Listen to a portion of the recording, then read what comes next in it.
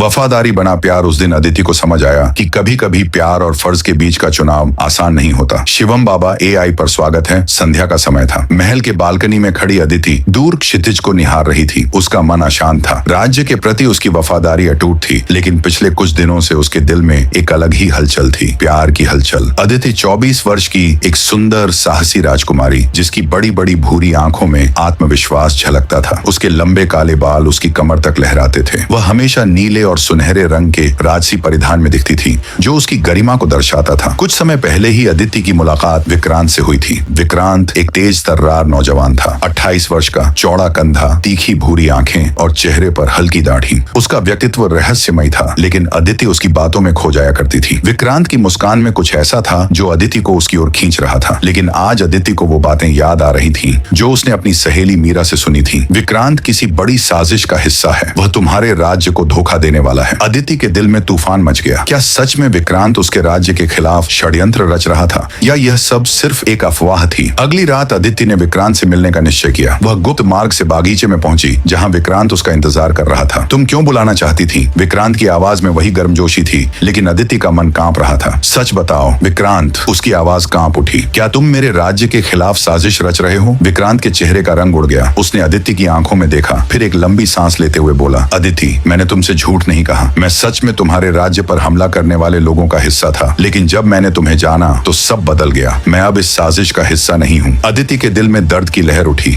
उसे समझ नहीं आ रहा था कि वह अपने दिल की सुने या अपने फर्ज की। अगर तुम अब इस साजिश का हिस्सा नहीं हो तो हमारे सैनिकों को सब कुछ बता दो। उन्हें सबूत चाहिए। अदिति की आवाज सख्त थी। विक्रांत ने सिर झुका लिया। अगर मैं ऐसा करूं तो मेरे लोग मुझे मार डालेंगे। तो क्या तुम अपने लोगों को बचाने के लिए मेरे राज्य को बर्बाद होने दोगे? अदिति के चेहरे पर अब आंसू छलकने लगे थे। कुछ पल की खामोशी के बाद विक्रांत बोला, मैं तुम्हें और तुम्हारे राज्य को कभी नुकसान नहीं पहुंचाऊंगा। कल रात के हमले का स्थान मैं तुम्हें बता दूंगा। शायद मेरी जान चली जाए, लेकिन तुम्हारा राज्य बच जाएगा। अगली रात विक्रांत ने अदिति को सैनिकों के साथ उस स्थान तक पहुंचाया जहां हमलावर छिपे थे। जैसे ही अदिति के सैनिकों ने उन्हें घेरा, हमलावरों ने हमला कर दिया। लड़ाई में विक्रांत ने अदिति को बचाने के लिए खुद को आगे कर दिया। विक्रांत के सीने में तलवार उतर गई। अदिति चीख पड़ी, विक्रांत! विक्रांत मुस्कुराया, मैंने वादा किया था कि तुम्हें और तुम्हारे राज्य को बचाऊंगा। मैं अपने प्यार और अपनी वफादारी दोनों में खरा उतरा। ये कहते हुए उसकी आंखें हमेशा के लिए बंद हो गईं। अदिति के आंसू रुकने का नाम नहीं ले रहे थे। उसके दिल में दर्द था, लेकिन गर्व भी। विक्रांत ने अपनी जान देकर उसकी वफादारी को सच्चा बना दिया था। उस दिन अदिति को समझ आया कि कभी कभी प्यार और फर्ज के बीच का चुनाव आसान नहीं होता, लेकिन सच्चा प्यार वही है जो फर्ज के आड़े न आए, बल्कि उसे पूरा करने में मदद करे।